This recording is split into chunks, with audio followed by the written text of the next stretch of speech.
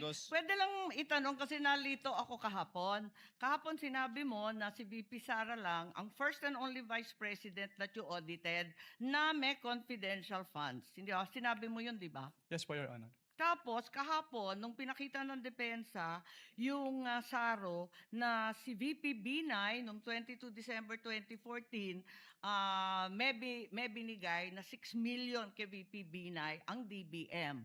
Alin ba ang totoo sa dalawang sinabi mo magkatunggali? Yung pinakita po kahapon ay special allotment release order po. Ano. So nagkakaroon po ng special allotment release order kapag Alam ko merong... kung ano ang SARO, matagal na, tumanda na po kami sa Yes po. gobyerno. Pero hindi po kasi yan niliquidate sa ICFAO. So we wouldn't know if it was used Hindi, or pero not. ang klaro, may katibayan na hindi ka isa-isang VP, si VP Sara. Your Honor, since hindi po nagsabit ng liquidation, Teka. hindi rin po... Teka, nandun ka na sa ICBAO noong 2014, sabi mo, di ba? Yes po. O kaya nga, Opo. o di kahit si VP Binay may confidential funds, the only VP audited was VP Sara. Ganun If ba I- yun? Since si VP Sala lang po yung nagsubmit ng liquidation. Pero Ba't hindi mo alam? if I may clarify po, Ba't hindi Wind mo up. alam? Nandun ka na noong 2014. Dapat Opo. alam mo yun eh. if I may clarify po, Your Honor. Since wala pong budget dun sa GAA as to confidential fund at hindi naman po nag-liquidate si VP Binay nung kanilang confidential fund. So hindi pa namin alam kung ginamit at hindi na po nakarating sa Hindi, COA ang yung tanong, SARO po. nabigyan ng confidential funds, humingi at nabigyan. May SARO eh. We wouldn't know Yun if lang it is naman ang used po. tanong eh. Of course, you know, may SARO. Sinabi mo nga, totoo yung sarong yun.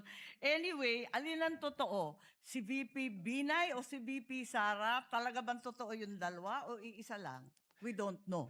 Based on our records po, si VP Sala lang po yung may liquidation. So maraming we don't know ang COA? Ganun ba yun?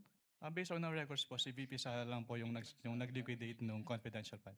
Eh may record nga ng SARO. Maraming salamat. Kindly wind up. Presiding Judge. Thank you, Senator Judge Marcos.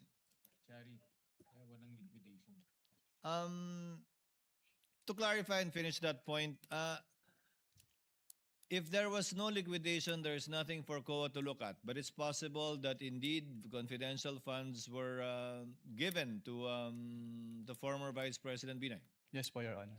So from your end, alam mo lang, wala kasi walang pinaliquidate sa inyo. Yes po. And wala din po siya sa GAA po ng 2014, Your Honor.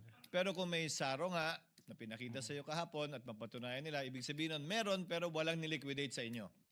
Maaari po, Your Honor. Pwede po. Yun lang naman yung tanging rason, di ba? Apologies po, Your Honor. May apologies hindi po, Senator nirelease. IB. So,